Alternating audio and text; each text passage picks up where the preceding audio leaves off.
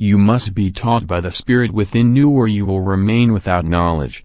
But it can only become active if you live a life of love.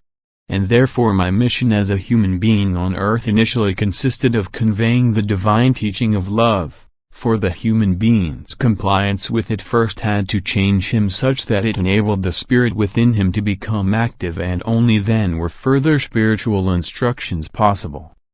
However, at the time of my life on earth people had so much diverged from love that they had to be informed time and again and in ever greater detail of the consequences of their heartlessness, and the commandment of love had to be constantly preached to them, and I was only able to initiate a few into profound knowledge.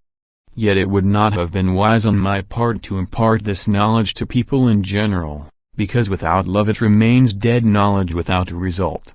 And therefore it was my will that my disciples' transcripts were preserved in such a form that they indeed lack profound knowledge but nevertheless contain the teaching of love, and anyone who follows it will also penetrate into deeper knowledge if he seriously desires it.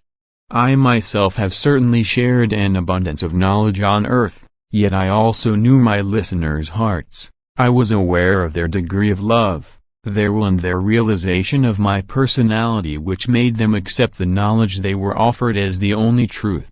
I also instructed my disciples, and through pouring out my Spirit after my ascension I enabled them to impart to their fellow human beings the same information they received through the Spirit, and thus people who were brought the gospel by my disciples were well taken care of. But since a life of love is always a prerequisite in order to understand profound spiritual knowledge and derive the blessing from it, the commandment of love was intended to be passed on to future generations and was therefore written down by my disciples on my instructions, so that it would be preserved as I had taught it on earth.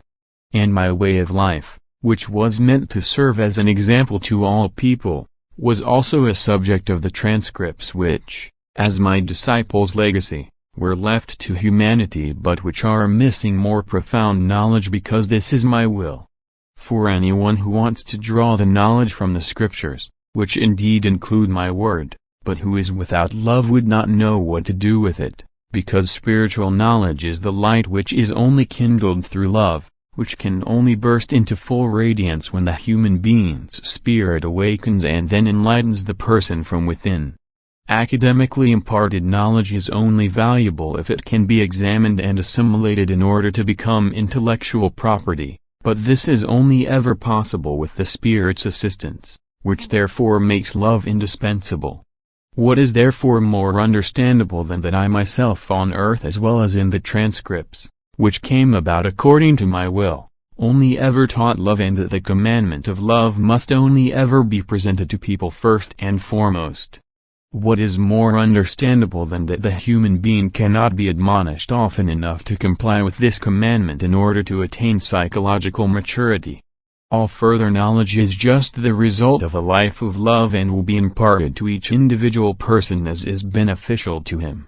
For as soon as his spirit has become active he can receive unlimited knowledge, since the degree of wisdom he wants is determined by himself. And then he will no longer need to accept it from books but it will be offered to him directly from the spiritual kingdom, which, however, can only be understood by a person who has awakened the Spirit within himself through complying with my commandment of love, which will never be comprehensible to those who live without love and try to gain their knowledge from books.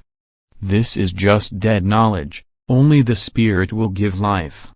Only love will grant complete understanding. Amen.